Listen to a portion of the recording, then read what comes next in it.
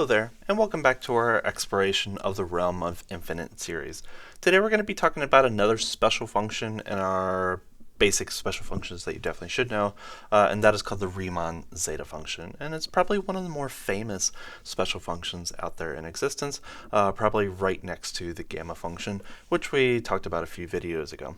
So the Riemann-Zeta function, as I've already mentioned, is commonly defined. There are other ways to define it, and I'll give another one in a few moments. And it's defined to be equal to this infinite series, the sum from k is equal to 1 to infinity of 1 over k to the power of x. So that's what zeta x can be defined to be. So you should be able to verify on your own via your properties of convergence. Probably the easiest one you could use here is the integral test for convergence. So by the integral test for convergence, this series zeta x converges for all x strictly greater than 1. And some people probably already refer to this as a p-series. So a p-series is just a series that converges to a value whose value is commonly named the zeta function of that value of p. Right? So another important result, and you can try and prove this on your own as well with some more calculus tools, is that zeta is continuous and also differentiable on the interval 1 to infinity, its domain. All right, so its domain, 1 to infinity, it's also continuous and differentiable on here. So since it's differentiable, that means we should be able to find the derivative of the zeta function. So what would the derivative of the zeta function be equal to? Well, by definition, that would just be the derivative of the infinite series, the sum from k is equal to 1 to infinity, of 1 over k to the x, or equivalently k to the power of minus x. So we can pass this derivative inside of the series as long as this function is well defined in some convergence sense, which we'll talk about later in a real analysis discussion. But this function does satisfy such properties where you can perform this switching of limits. So this will just be equal to the derivative of k to the power of minus x. So that's just a logarithmic function, and we know the derivative of, an exponential function, and the derivative of exponential functions are exponential functions scaled by some factor. Also note that the derivative of minus x will be minus 1, so we're going to have a negative sign in front of this. So we're going to have minus 1 times the sum from k is equal to 1 to infinity of the natural log of the base over k to the power of x, right? So that will be the derivative of the zeta function. So it's actually not too bad when you look at it. Now keep in mind that when k is equal to 1, the natural log of k will be equal to 0. So technically we don't need to start the series at k is equal to 1. We can actually start it at k is equal to 2 just to make it a little bit more cleaner to deal with.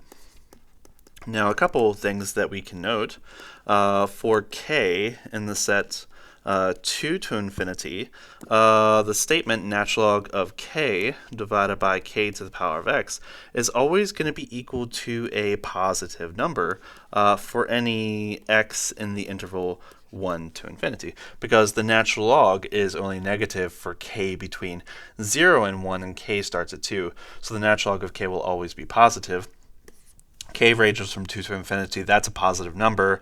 X belongs to 1 to infinity, that's a positive number. So we have a bunch of positive numbers in this expression whose quotient will always be positive as well, right? So with this negative sign in front of that sum of positive numbers, we see that the zeta function's derivative is always negative. So we can clearly see that zeta prime x will be negative, and that's going to be true for all x inside of the domain of zeta, which means that the zeta function is a monotonically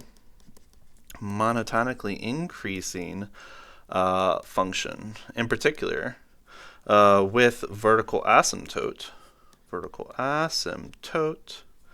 at x is equal to positive 1. So if we were to create a sketch of the Riemann-Zeta function, it actually wouldn't look too scary. So let's throw our vertical asymptote here. X is equal to positive 1, and then it's going to be monotonically decreasing here. And you should be able to show that the horizontal asymptote of 0 also is indeed a horizontal asymptote. So that is the Riemann-Zeta function. Right? So that's actually pretty nice. Now there is some stuff going on the left-hand side, but that requires a little bit more of a special analysis. In particular, if you know complex analysis and complex variables, the left-hand side of x is equal to positive 1 is actually very, very interesting for the Riemann-Zeta function, but we'll leave that conversation for a complex analysis audience, which you can visit in the near future if you're interested. Right? But that's the Riemann-Zeta function. Now, in case you do not remember, the gamma function, which is given by gamma of x is equal to the integral from 0 to infinity of t to the x minus 1 e to the minus t dt, actually has a very special close connection with the Riemann-Zeta function.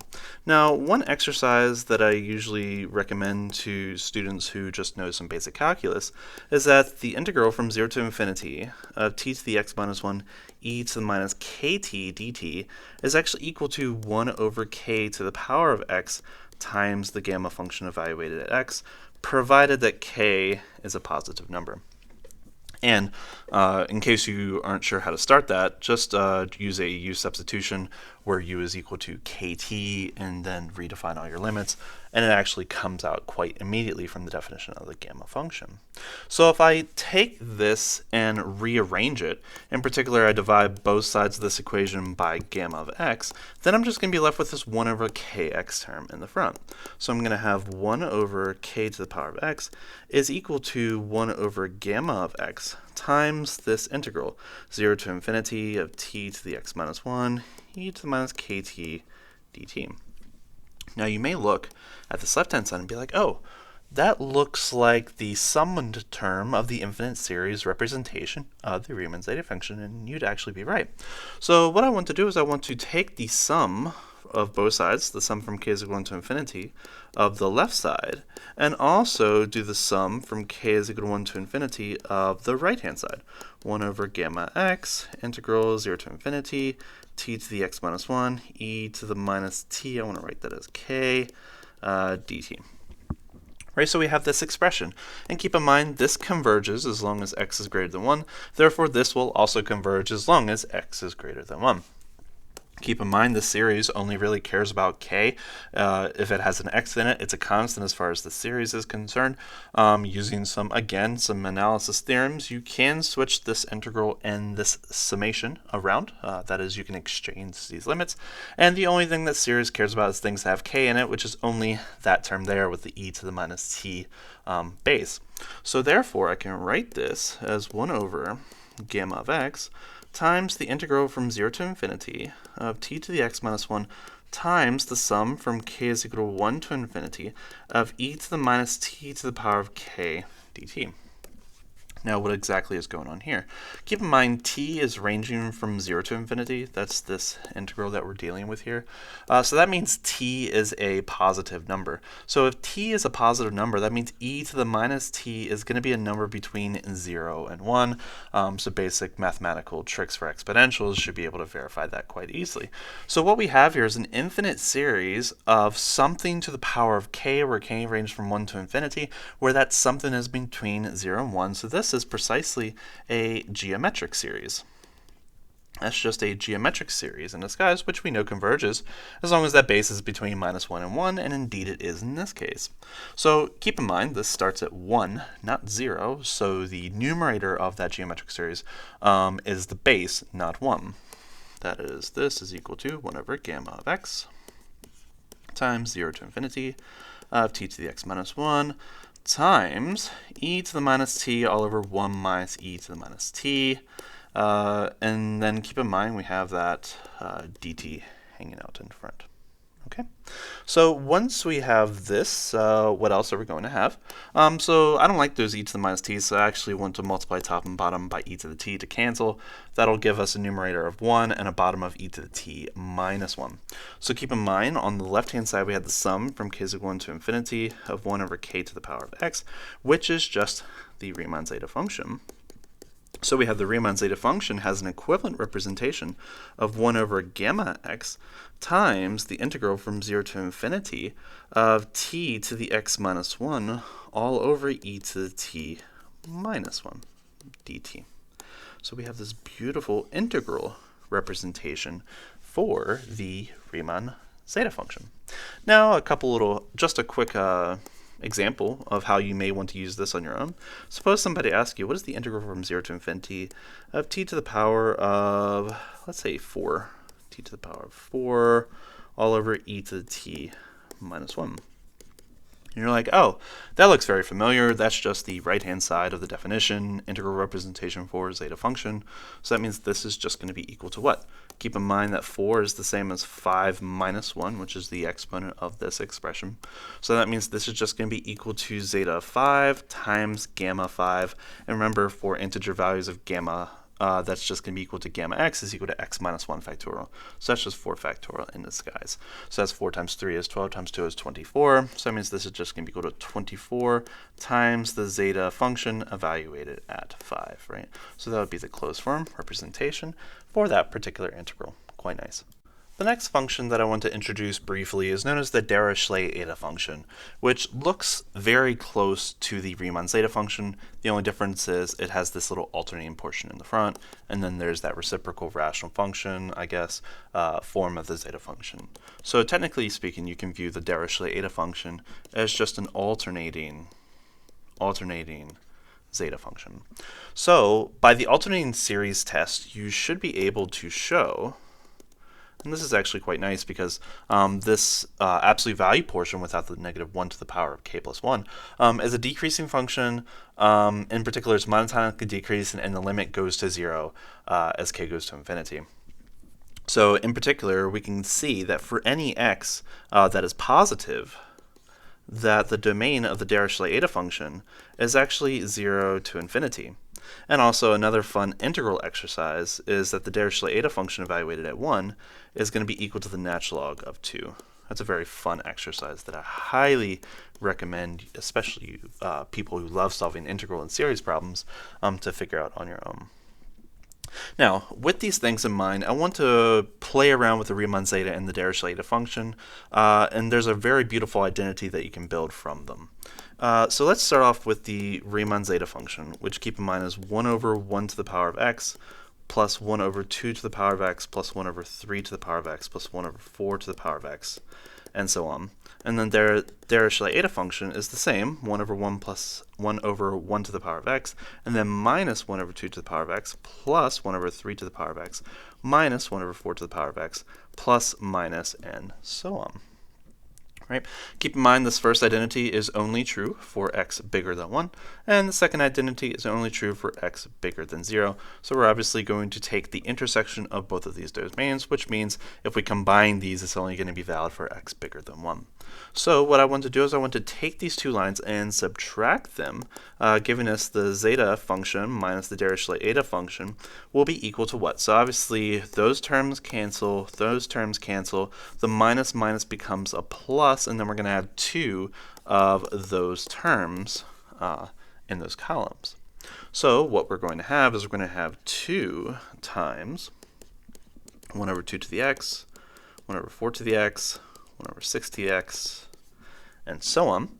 And what I want to do is look at these bases in a very unique way. I can write that as 2 times 1 to the power of x, and then 2 times 2 to the power of x, and then 2 times 3 to the power of x, and so on. Notice that there's a 2 to the power of x in each of those denominators, so technically I can factor that out and write that as 2 over 2 to the power of x, and then I'm going to have 1 over 1 to the power of x plus 1 over 2 to the power of x plus 1 over 3 to the power of x, and so on. So pretty much what you see here is a zeta function in disguise. So this is going to be 2 over 2 to the power of x times the Riemann-Zeta function evaluated at x. And keep in mind we have a zeta function on the left and a zeta function on the right, so technically we can combine both terms together, and then we can get this beautiful identity that the Dirichlet Eta function can be represented as, in some sense, a scalar multiple of the Riemann-Zeta function, in particular zeta function times 1 minus 2 to the power of 1 minus x, right? And that 2 to the power of 1 minus x is just that leading coefficient there. So we have this beautiful connection between the Riemann-Zeta and the Dirichlet Eta function, which is actually pretty nice. And you can actually use this to prove several identities for the Riemann-Zeta function. The first and one of the most important ones is associated to the singularity of zeta at x is equal to 1. So if we approach 1 from the right of zeta x, we already know it goes to infinity. But if we multiply the zeta function by x minus 1, will this limit exist? And if this does exist, in some sense you can say that the pole at x is equal to 1 for zeta. Some people will call it a simple pole. I'm not going to get into the semantics of what a simple pole even means or what other types of poles there are. Pretty much is a vertical asymptote that cancels in some ways when you multiply by a polynomial of that degree, in particular a degree of 1. So what do we get here? So I can use this newly established version of zeta function by dividing both sides by 1 minus 2 to the power of 1 minus x. And I can write this as the limit as x approaches 1 from the right. So x approaches 1 from the right of x minus 1. And then let's make a nice fraction out of this. So let's put this as 1 minus 2 to the 1 minus x, and then x minus 1 on the top. So you should be able to see here, and where's my zeta function at? My eta function. There you are. So there's my eta function there. And what do we have here? So keep in mind, the limit as x approaches 1 of eta 1, because eta is continuous on 0 to infinity, is equal to the natural log of 2. Right? So remember, eta 1 equals the natural log of 2. So I can actually factor that out. So this is going to be equal to what? So we have the natural log of 2 times the limit as x approaches 1 from the right of x minus 1 all over 1 minus 2 to the power of 1 minus x. So if I plug in 1 into this expression, I'm going to get 1 minus 1, which is going to be 0, and then 1 minus 1 exponent, which is 0, 2 to the power of 0 is 1, and 1 minus 1 is 0. So I have a limit of the form 0 over 0, which is an indeterminate form, so I can use the L'Hopital's rule on this expression to figure out if this limit exists or not. So once I do that, what will I have? So the derivative of x minus 1 is going to be equal to 1. The derivative of 1 is going to be 0. And then we're going to have the derivative of minus 2 to the power of 1 minus x, which is going to be 2 to the power 1 minus x times the natural log of 2 times the derivative of minus x, which is going to be equal to minus 1. Notice that those 1's will cancel and make a positive. Those natural log of 2's will also cancel.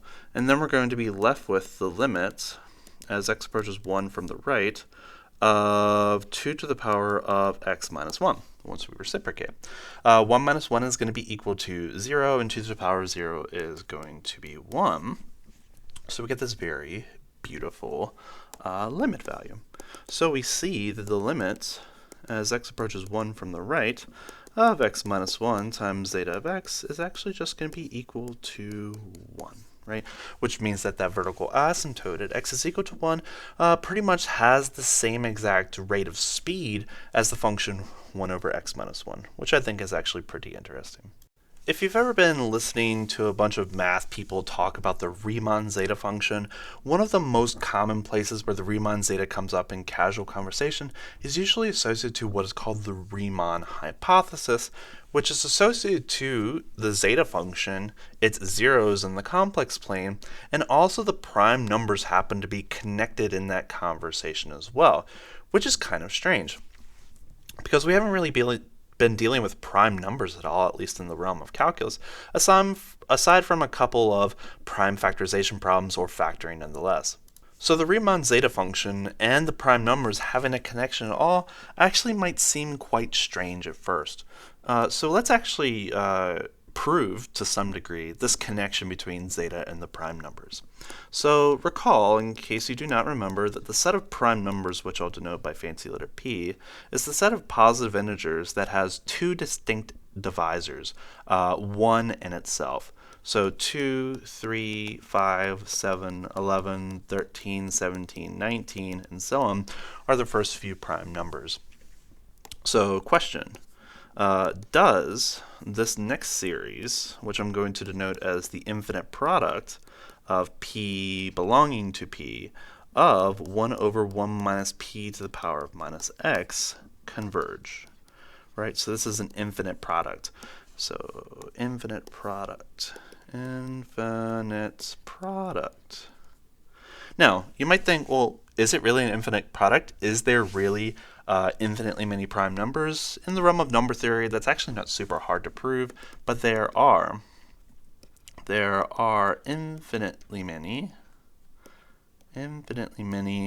prime numbers, right? So that's actually a very beautiful theorem to prove on your own if you're in the realm of number theory, right? So since there are infinitely many prime numbers and we're multiplying across all the primes, this is indeed an infinite product. Now this structure, this infinite product, is actually very strange at first. What exactly does this infinite product even look like? So this infinite product is, 1 over 1 minus 2 to the power of minus x times 1 over 1 minus 3 to the minus x times 1 over 1 minus 5 to the minus x. So 2, 3, 5, 7, 11, and so on. You might be thinking, does this converge? And if so, why would I care to know what it converges to? Also, if it does, also, for what values of x? For what values of x does this infinite product converge? Right? So a couple things that I want to note quite quickly. If x is bigger than or equal to 1, 1 over p to the power of x, keep in mind the smallest value of p is 2, this number is always going to be between 0 and 1. And that's obviously going to be true for all primes p. So what I want to look at is this infinite product in the following form. So I want to look at it, so the product across all primes of 1 over 1 minus p to the power of minus x.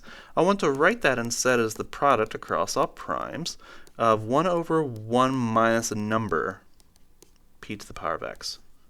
Right? So this should look very familiar to you, this little box, 1 over 1 minus something. That looks like the limit of a geometric series, right? So that's a geometric series limit for the common ratio r 1 over p to the x. Because keep in mind, r over p to the converges as long as that number is between minus 1 and 1, and indeed it does. So therefore, I can write this infinite product as the product across all primes p of the sum from k is equal to 0 to infinity, because keep in mind the numerator of that fraction is 1, so it starts at 0, of p to the power of minus x to the power of k.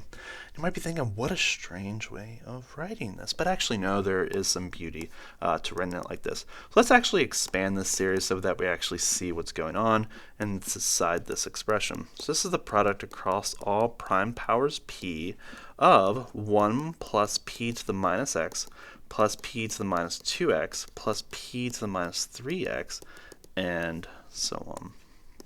All right, so this is what this very strange product representation of the prime numbers is equal to, right? And that goes across all primes p, 2, 3, 5, 7, and so on. So what I want to actually do is look at a subset of this series. I only want to look at 2 and 3. So I want to look at the 2 and the 3 product, and then we can look at the 5 and the 7 and then the 11 and so on. So this is going to be equal to 1 plus 2 plus 2 plus 2 and so on. So that's the first prime number, and then we're going to have 3. So 3, 3, 3, and so on. And let's multiply this as much as we can. So let's FOIL this. So let's do this one times the rest. So that's going to be equal to, so 1 times 1, that's going to be equal to 1 plus 3 to the power of minus x.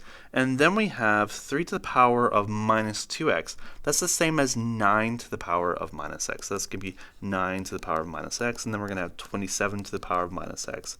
And then we're going to have, 3 to the power of 4, 3 to the power of 5, 3 to the power of 6, and so on. So we have all our powers of 3 to the powers of minus x once we distribute that first term m.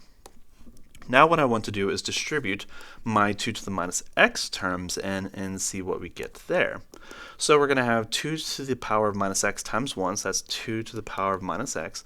And then we're going to have 2 to the power of minus x times 3 to the power of minus x, which is going to be 6 to the power of minus x. So 6 to the power of minus x. And then we're going to have 2 times 3 to the power of minus 2x, which is the same as 2 times 9, which is 18 to the minus x. And then here we're going to have 3 times 3 is 9 times 3 is 27 times 2 is going to be 54. So 54 to the minus x, and so on, right? And then I want to look at the next term, just to see if we can get a sense of what's going on here. So let's distribute this in. So that's 2 to the power of minus 2. xn. So that's going to be equal to 2 to the power of minus 2. That's going to be equal to 4 to the power of minus x. So 4 to the minus x. And then we're going to have, so 4 times 3 is 12 to the minus x.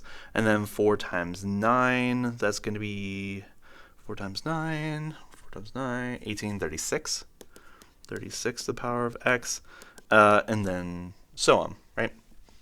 And then we're going to have pretty much, we're going to continue this expression and so on. So one thing you should note here is that we're going to have on pretty much every single row, we're going to have 2 to the minus x, 4 to the minus x, we have 6 to the minus x. You should be able to see that 8 to the minus x will be on the second row. And then we're going to have 10, 12, 14, 16, 18, and so on somewhere in this table. And you might have to do a few more terms until you see a pattern of it. All right, so let's make an observation, and this is a very important observation, that all multiples of 2 to the power of minus x are listed here, right? So we have 2, 4, 6, 8, 10, 12, and so on. So all even numbers are here. And that's generated from the 1 plus 2 to the minus something x expansion. You should also note that all the powers of 3 are here. So we're going to have 3, 6, 9, 12. You should be able to see that 15 to the minus x will be somewhere soon here. And then we have 18, and then we're going to have 21 probably somewhere down the line. And then we have 24. We already see our 27 there. 54 is a multiple of 3. 36 is a multiple of 3. So pretty much everything that's listed here is a multiple of 2 or multiple of 3 so far. So pretty much what you can see is all multiples of 3 to the minus x are also here, once you convince yourself. So if you continue this out, for example, 2, 3, and 5, this will contain all multiples of 2, 3, and 5 also. Right? So 5, 10, 15, 20, 25, 30, and so on. Eventually, keep in mind, because once you span across all prime numbers, you will get every single natural number in this expression. So, super, super, super big observation. All multiples of 1 will be in star. Right?